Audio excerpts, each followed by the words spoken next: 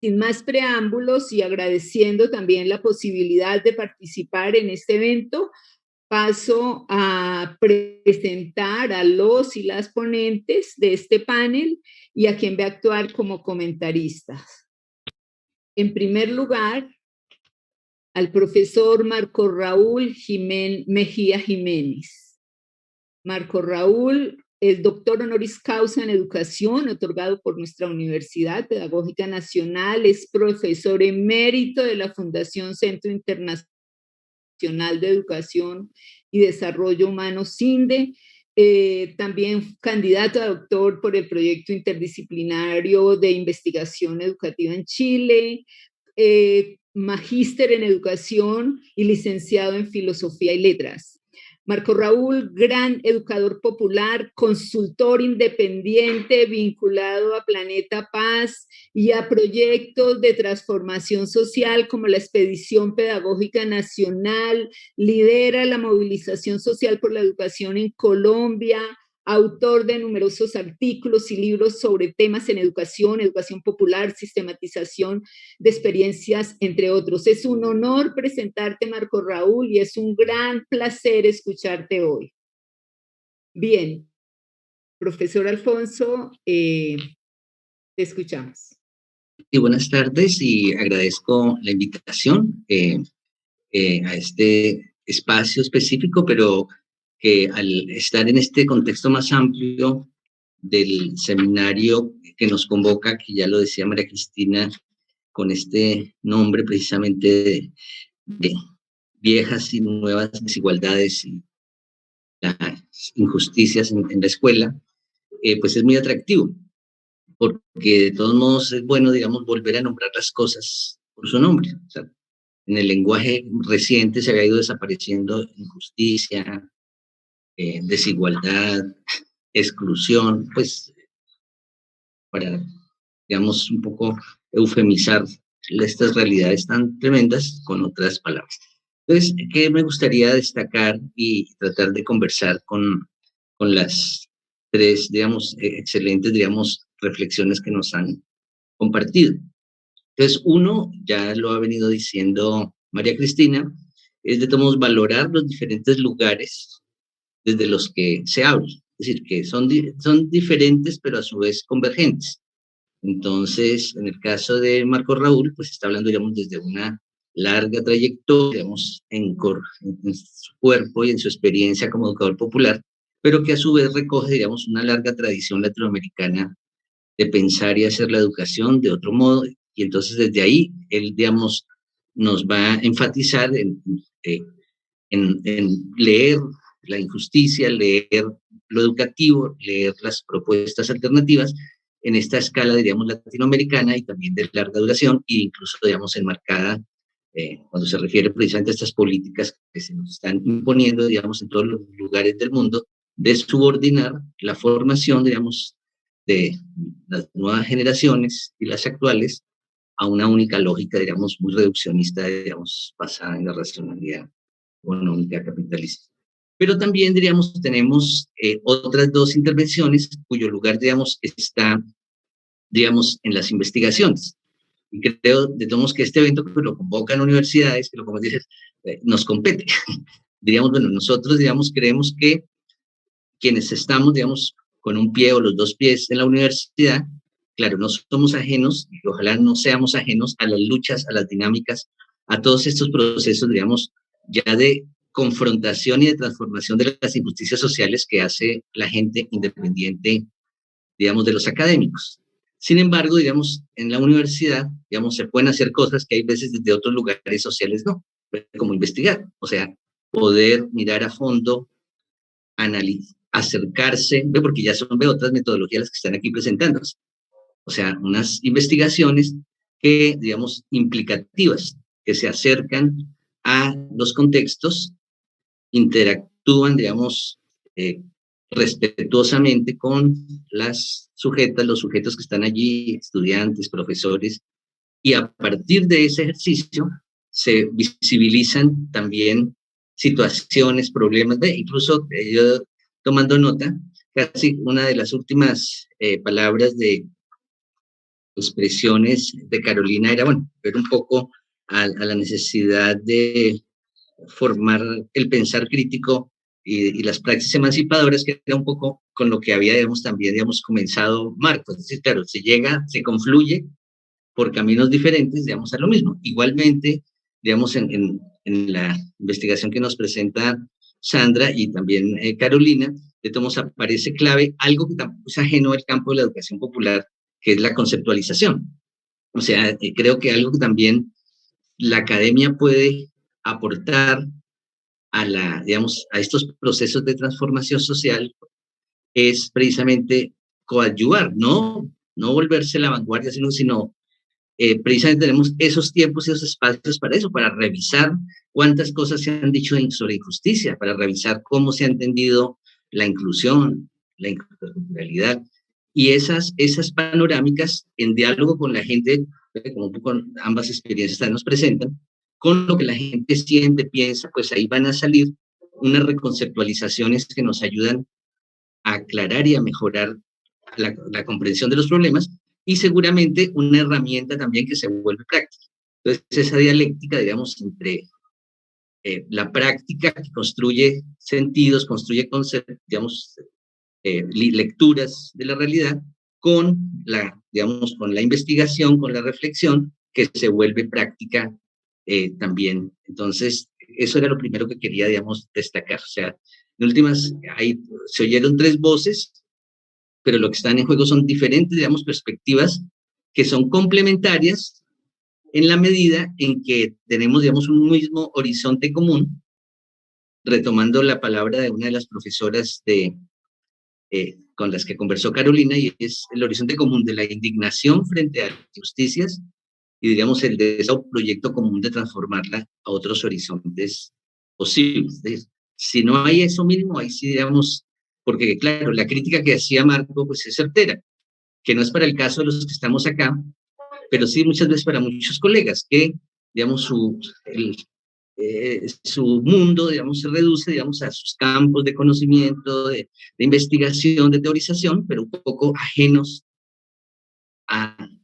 el mundo, y por supuesto en este mundo tan lleno de injusticias y desigualdades, pues se aplica algo que dijo Gaitán hace 50 años, 80 años, se refirió a la frialdad dolosa de los académicos, decía, un poco pensando. Entonces, claro, entonces creo que ahí está, digamos, también un segundo horizonte, que es cómo nos acercamos y abordamos estas problemáticas. Entonces, claro, están, digamos, diferentes lugares, digamos, prácticos, teóricos, más investigativos, más desde la formación. Alguien pudiera haber hablado desde una experiencia formativa. Es decir, yo no he investigado ni estoy en la lucha, pero les voy a contar cómo yo como profesora o profesor trabajo eso. Entonces también sería otro lugar. Entonces, muchos lugares, pero también tendríamos esas posibilidades que en términos generales los tres confluyen, y es, digamos, investigación, digamos, para la acción transformadora, o acción transformadora que produce conocimiento, conocimiento y acción que aportan al pensamiento crítico. Ya yo decía, bueno, ¿qué puedo yo aportar? No como algo nuevo, novedoso, sino decir, bueno, es posible que muchos de las compañeras, compañeros que nos están oyendo son, digamos, maestros, maestras que dicen, bueno, y todo es tan chévere, pero yo ahí,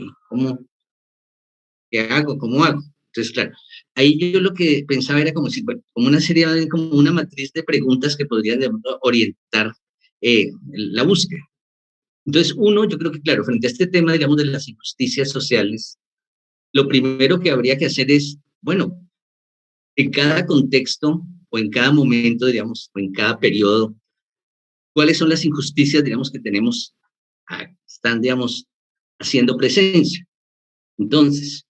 yo creo que algo que se volvió, digamos, la principal lección de estos últimos 2 años fue, digamos, la pandemia, que nos dio una clase muy buena sobre injusticia. Buenísima. O sea, muchos nos habíamos adormecido mirando, pero cuando llega la pandemia y dicen, bueno, entonces cada uno desde sus casas vamos a mirar cómo hacemos. Entonces el 90% de la población dice, es que no tenemos casa.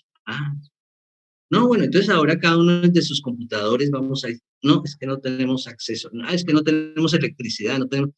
entonces podríamos decir una, un acontecimiento, algunos le llaman incluso el acontecimiento pandémico, pues lo que ha hecho es develar pues esa cantidad de injusticias que, por ejemplo, coexisten hoy,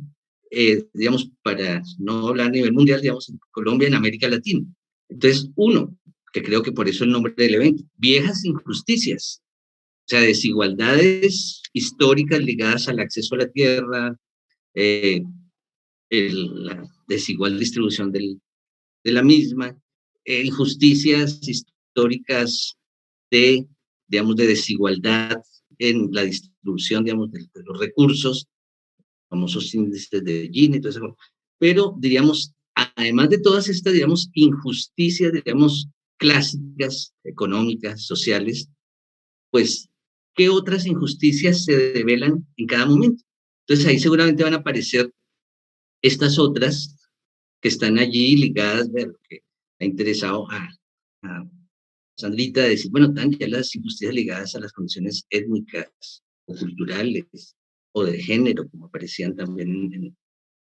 la Carolina. Entonces, claro, eso diríamos, es como decir, el telón de fondo es de alguna manera nosotros los maestros tenemos que estar informados y, digamos,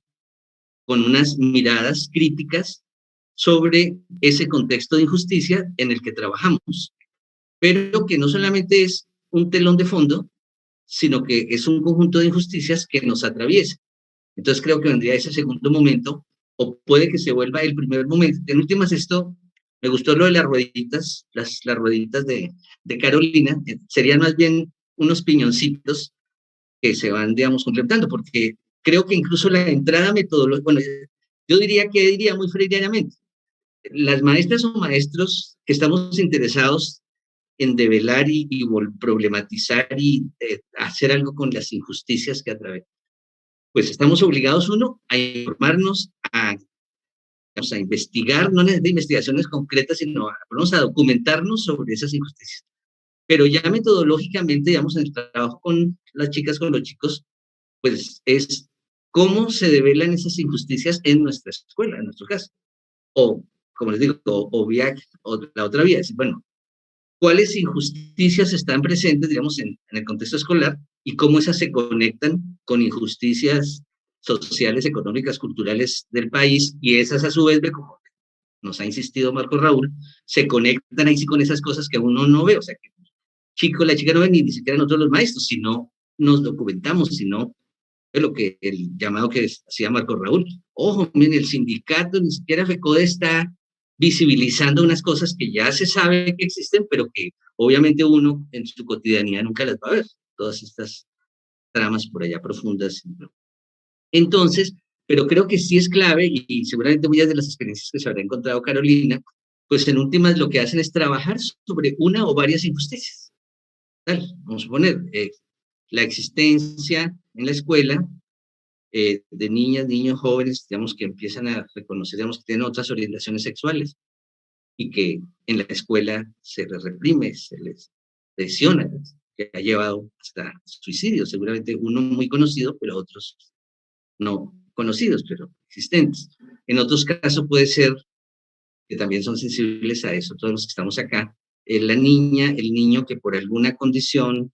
física, fisiológica, pues expresa una diferencia y entonces se vuelve objeto de bullying. Entonces yo creo que diríamos, el currículum debería volverse un currículum para trabajar las injusticias. Y desde ahí se puede aprender lo que quiere.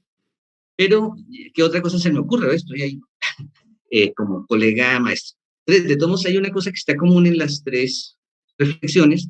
y es que hay que volver, digamos, a preguntas claves, y es el sentido de la educación. Estamos bombardeados, digamos, de un discurso muy reduccionista, digamos, en las últimas décadas, y no solo en Colombia, bueno, todos los panelistas, digamos, somos colombianos, pero quienes no hemos tenido la posibilidad de conocer otras experiencias, Argentina, Brasil, pues también allí esas políticas son similares, en unos casos porque la OCDE, en otros porque el Banco Mundial, en otros que por el Fondo Monetario Internacional, pero en todos hay toda una tendencia, por ejemplo, de homogenización curricular, a pesar de que casi en todos, como en Colombia, la ley, por ejemplo, en el caso nuestro, la ley 115, aún está diciendo autonomía curricular, autonomía de las instituciones, tal, pero en todos hay una serie de normas, decretos, diciendo eso, derechos básicos de aprendizaje, derechos comunes de no sé cuánto. Entonces, estamos frente a un reduccionismo del sentido de lo escolar, a esas cosas, digamos, de las cuadrículas, de las mallas curriculares, y dos, a los famosos exámenes, que son el dolor de cabeza, la obsesión, la tristeza, todo eso, porque es eso, todo se está midiendo es por esos exámenes. Entonces creo que hay que volver a esos sentidos de por qué y para qué, digamos, la educación. Entonces, si hay que retomar eso, pues estamos formándonos como sujetos, como sujetas humanas, críticas, ya todo lo que cada conjunto de profesores quisiera decir. Entonces digo que porque esto es importante, o sea, porque no basta con la mirada crítica sobre las injusticias que nos atraviesan, sino que si no sembramos también y cultivamos y hacemos que florezcan las utopías, las esperanzas, porque las esperanzas se sostienen también en, digamos, en macroesperanzas que son las utopías, y en microesperanzas que es cada uno sus deseos, posibilidades de lo que quiero. Entonces, si no trabajamos simultáneamente también ese para dónde queremos ir, pues podemos quedarme, como muchas veces pasa, ahí sí cuando compartía también Carolina, que algunos amigos o compañeros marxistas sí que de pronto llevan eso al pesimismo. O sea, que de tanto mirar tantas cosas que estamos, casi nos toca suicidio colectivo, y no decir, bueno, estamos frente a esta situación crítica, pero miren, también tenemos aún, nos han robado todo, pero casi no les queda muy difícil robarnos las esperanzas, la imaginación, la ilusión, entonces con eso podemos trabajar, y ahí, bueno. Entonces otra cosa que se me ocurría, diríamos, pero ahí sí ya no es como ocurrencia, sino a partir de lo que compartía Sandra y Carolina. Marco no lo hizo por el tiempo, pero él conoce infinidad de experiencias, incluso algunas compartimos el acompañamiento, en que los maestros están haciendo otras cosas. Sí, porque no es partir de cero. Yo cuando estoy diciendo no es, ay, maestros, les abro los ojos, no. Estoy organizando como las ideas que ya están ahí en juego. Pero digamos, este cuarto cosa es bien clave. O sea, además de leer las injusticias, de mirar cómo se dan en la escuela, qué sentidos, volver a retomar, llegar a acuerdos sobre los sentidos de para qué trabajamos, es, bueno, el qué hacemos, pero el qué hacemos es ya que muchos, como lo decía Carolina, maestros individuales, colectivos de maestros, proyectos, e incluso en algunos países como México, sindicatos enteros o sectores sindicales que tienen influencia sobre 5.000 escuelas están tratando de hacer transformaciones en diferentes órdenes. Entonces, creo que ahí sí habría que ver algo, y es que si algo que también, digamos, cuando Marco Raúl traía a Freire, bueno, pues Freire, digamos, en esta pedagogía, lo primero también va a decir, bueno, hay que distinguir entre la situación de opresión y la condición de opresión, el texto, claro. Entonces, claro, pues todas estas situaciones de injusticia social, pues tienen unas raíces que, digamos, nos desbordan. Entonces, claro, es importante, a que no haya nada, pues está bien que cada maestro solito, allá aislado, haga cositas chéveres con los estudiantes, eso ya es importantísimo. Pero solamente cuando se trabaja, digamos, colectivamente y en torno a proyectos más gorditos, pues las posibilidades de afectar la injusticia es mayor. Entonces doy un ejemplo que conoce Marco Raúl, conozco yo, que es que en el caso de Colombia, ASOINCA, el sindicato de profesores en el Cauca, que se han posicionado desde hace una década, digamos, con la educación popular, y pasaron por la etapa del discurso, de la carrera, y desde hace unos 6, 7 años están diciendo, no, porque hay que es cómo transformamos, digamos, la escuela desde estas convicciones y en coherencia con todos sus principios y dinámicas sindicales. Entonces, en algunas escuelas, en algunas instituciones educativas, ellos, digamos, con los maestros, con las maestras, con los directivos, están generando transformaciones como estas. Es decir, bueno, problema, bueno, común que se evidenció ahorita más aún con lo de la pandemia, con la cuestión de el acceso a los alimentos, digamos, la pobreza profunda en comunidades que se expresa en que, claro, el gobierno tiene su política del programa de alimentos y para grandes contratos, grandes corrupciones. Entonces ellos han logrado con la gobernación que en algunas instituciones educativas sean los padres los que se organicen como cooperativa o algo y, digamos, generen todo un proyecto, digamos, de producción de alimentos, tal, para trabajar, digamos, y se vuelve también eso contenido curricular, o trabajando con las huertas o las cuestiones de producción agrícola alternativa. Entonces el proyecto, diríamos, sirve, digamos, para visibilizar, señora, sí, para visibilizar problemas, para también, digamos, transformarlos. Entonces ahí yo lo que diría es importante, como ya lo están haciendo, digamos, los tres invitados, digamos, reconocer, visibilizar y poner en común y, digamos, generar, lo que hablaba Marco Raúl en sus lugares, digamos, generar movimiento, articulación, para que, digamos, esas injusticias sociales y escolares, pues, no sean solo objeto de estos debates académicos, sino también realidades a transformar, o que sigan siendo realidades a transformar con lo que ya están haciendo muchos maestros y maestros, y que estas investigaciones y estas reflexiones también contribuyen.